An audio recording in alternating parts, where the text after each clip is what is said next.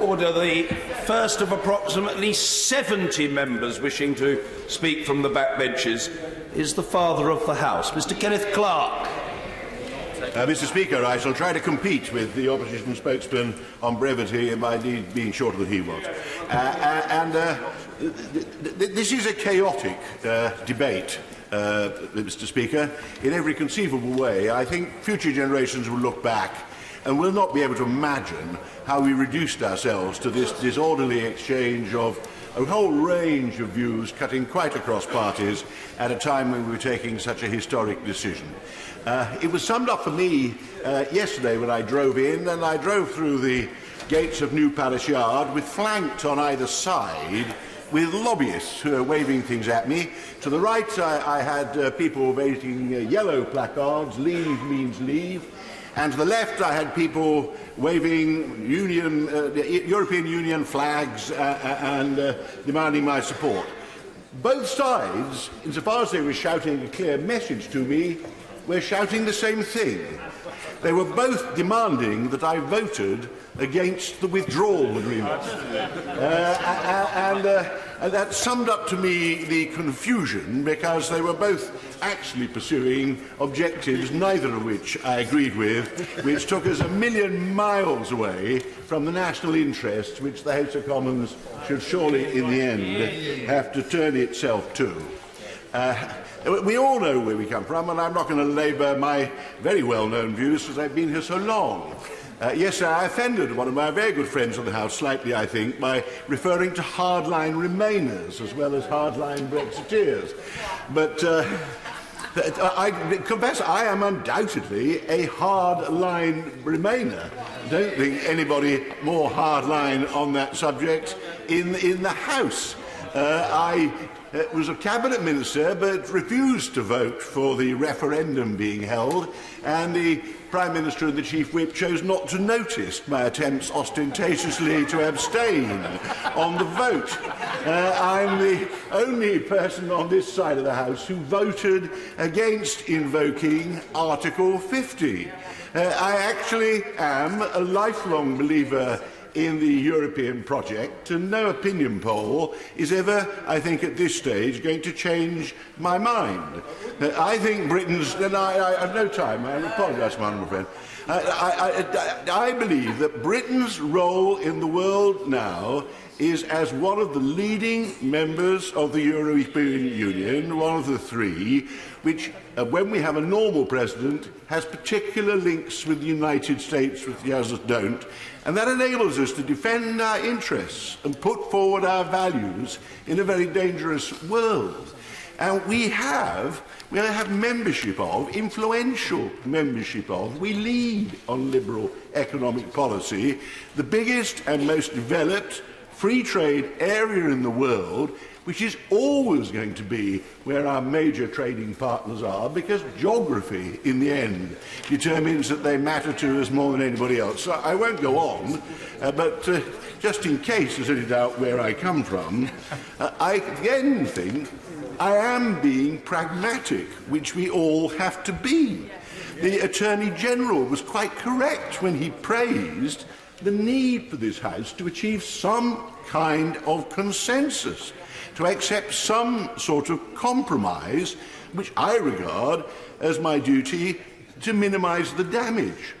The vote on invoking Article 50 revealed to me that there's not the slightest chance of persuading the present House of Commons to give up leaving the EU because they're terrified of denying the EU referendum. To be fair to my friends who are hardline Brexiteers and always have been, none of them had the slightest intention of taking any notice of the referendum, but it's now a kind of religiously binding commitment, it seems, to the majority of this House that they must leave. So we're leaving. So why am I therefore supporting the withdrawal agreement? The withdrawal agreement is a natural preliminary to the proper negotiations which we haven't started. Frankly, it should have taken about 2 months to negotiate, because the conclusions we've come to on the rights of citizens, on our legally historic debts, and on the Irish border being open permanently were perfectly clear and there, and they're essential preconditions to which the Attorney-General rightly drew our attention to the legal chaos that we caused if we just left without other detailed provisions in a 500-page document. The withholding agreement in itself is harmless. The Irish backstop is not really the reason why a large number of members of this House are going to vote against it. You've got to be suffering from some sort of paranoia, in my opinion, to think that the Irish backstop is some carefully contrived plot to keep the British locked into European relationships which they're dying to escape from. I won't. The Attorney addressed this with great eloquence, which I admired. It is obviously as unattractive to the other EU members as it is to the United Kingdom to settle down into some semi-permanent relationship on the basis of the Irish backstop. In my opinion, we don't need to invoke the Irish backstop at all. We can almost certainly avoid it. Seems to be quite obvious that the transition period which will open up should go on for as long as is necessary until the full withdrawal agreement in all its details on our political relationships, our regulatory relationships, our trade relationships, our security, our policing, has all been settled. I don't think it will be completed in a couple of years. I actually think it will take 4 or 5 years if we make very good progress before we have completed all that. And I think that is the view of people with more expertise than I've had, although I've been involved in trade agreements, unlike most people in this House, who actually are going to be saddled with the responsibility of negotiating this if we ever get that far. But if we extend the transition period as is necessary, we never need to go into the backstop. And actually, putting end dates on the transition period is pretty futile, because actually when you get there, you can't actually begin to change our relationship until you've agreed in some detail what it is you're actually changing to. And that, if this House persists in taking us out of the European Union, is where eventually we've got to get. If I give way to my honourable friend, who is a very good friend of mine, I shall suddenly find everybody's leaving. I've made it. I'm not going to keep to my word otherwise if I start giving way. The outcome I wish to see is the same as the government's declared outcome, as it happens, that we should keep, keeping to the narrower matters of trade and investment, open borders between the United Kingdom and the rest of the European Union, and as free, frictionless trade relationships as we have at the moment.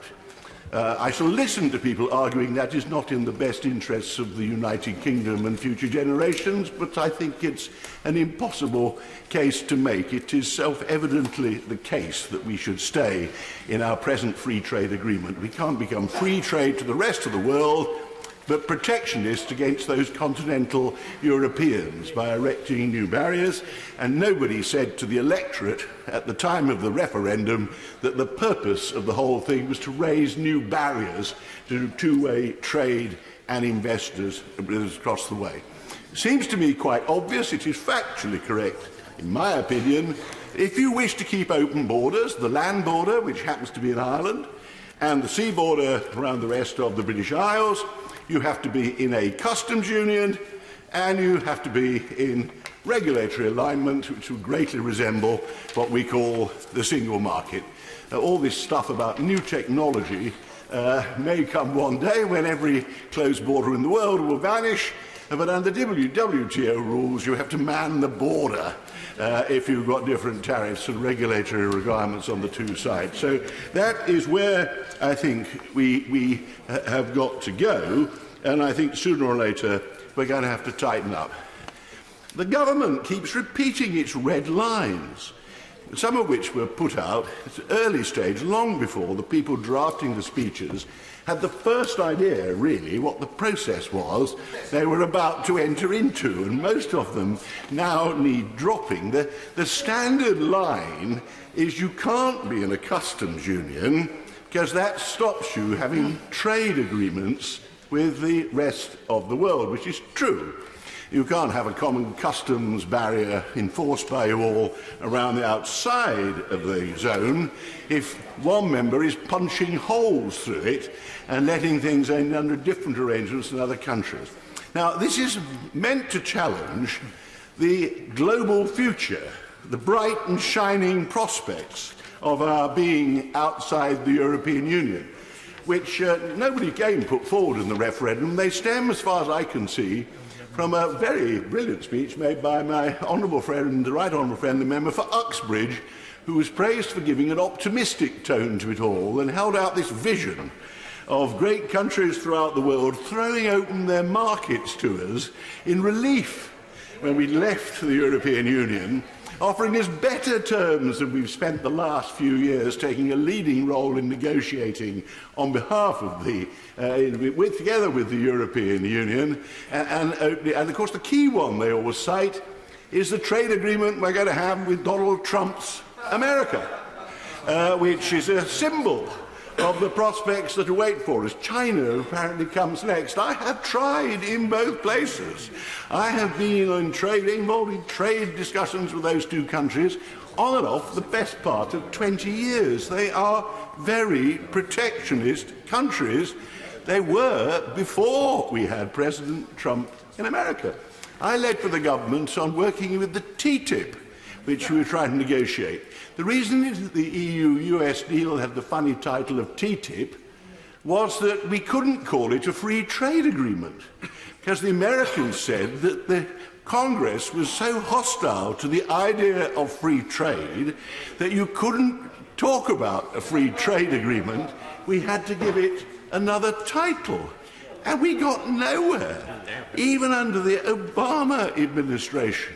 Because what we particularly wanted was opening up public procurement, opening up access to services, including financial services in the United States. And I can tell you, it was completely hopeless trying to open up their market. Now, it's different with President Trump. The hopes with President Trump are a sign of the new golden future that is coming before us. President Trump has firstly, he's no time for WTO rules. He's been breaking them with some considerable vigour, and sooner or later he will walk out of the WTO, I think. His view of trade deals is he confronts allied partner countries. The United States should be allowed to export more to them, and they should stop exporting so much to the United States. He's enforced that on Canada and Mexico, and he's having a good go at enforcing it on China. His only interest that he's expressed in a trade deal with Britain is that we should throw open our market to American food, which is made on produced on an almost industrial scale. It's very competitive in great quantities. That requires one thing. We abandon the European food standards and animal welfare standards, which the British actually played the leading part in getting to their present position in the rest of the EU, and we should adopt the standards laid down by Congress, the House of Representatives and the Senate, in response to the food lobby. There's no sovereignty. Nobody's going to take notice of the UK on food standards lobbying the American Congress. It is an illusion, I'll give no others. Freedom of movement, if we'd enforced freedom of movement properly when we were members, we wouldn't be in this trouble. All the anti-immigrant element of the Leave vote was not really about EU workers working here. We would be permitted, actually, to make it a condition that people had a job already arranged to come here. We were permitted to say they would have to leave if after 3 months from losing a job they had not actually got a new one. And Everybody in this House and outside falls over themselves with praise for the EU workers in the National Health Service and elsewhere. It is an illusion that that is waiting for us. So, what I say is, in the present bizarre position, my view is we must get on to the real negotiations. We haven't started yet. It's not possible to start to actually map out the closest possible relationship, I hope, with the EU if we're going to be forced to leave. We're in no position to start from this bad debate and sort it all out by March the 29th. It is factually impossible, not only to get the legislation through, it's impossible actually to sort out some alternative to the withdrawal agreement if it is rejected today. We should extend it, but that involves applying to the EU. It implies getting their consent. That will be quite difficult for any length of time. That's the reason I advocate we should revoke Article 50, and that is a means of delay.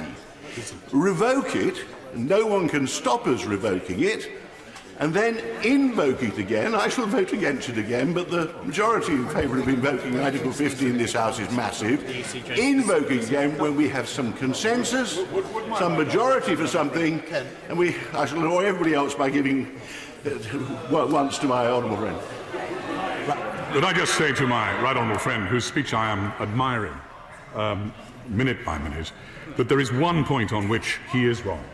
We cannot revoke Article 50 unless we provide satisfactory evidence to the European Union that we are cancelling our departure from the European Union. Not suspending it, not pausing it, cancelling it. Well, I'm not going to start. I haven't been in practice for 40 years, so if that is the case, I will examine it and have a look at what authority he gives me. Do we therefore prevent it for some permanently thereafter from ever invoking Article 50 again? That's a proposition that I would like to examine. In that case, we have to extend it. But what we cannot carry on doing is having this chaotic debate and in the next 70 days coming to conclusions which commit this country to a destiny which will have a huge effect on the next generation or two, because what we're heading for is leaving with no deal at all. That will be just as catastrophic as my right honourable friend, the Attorney General, has just described, and it's the one thing which the vast majority of members of Parliament are flatly against, leaving without no deal. For that reason, pragmatism, in my opinion, common sense, requires us to vote for this withdrawal agreement to try to get back to some sort of orderly progress.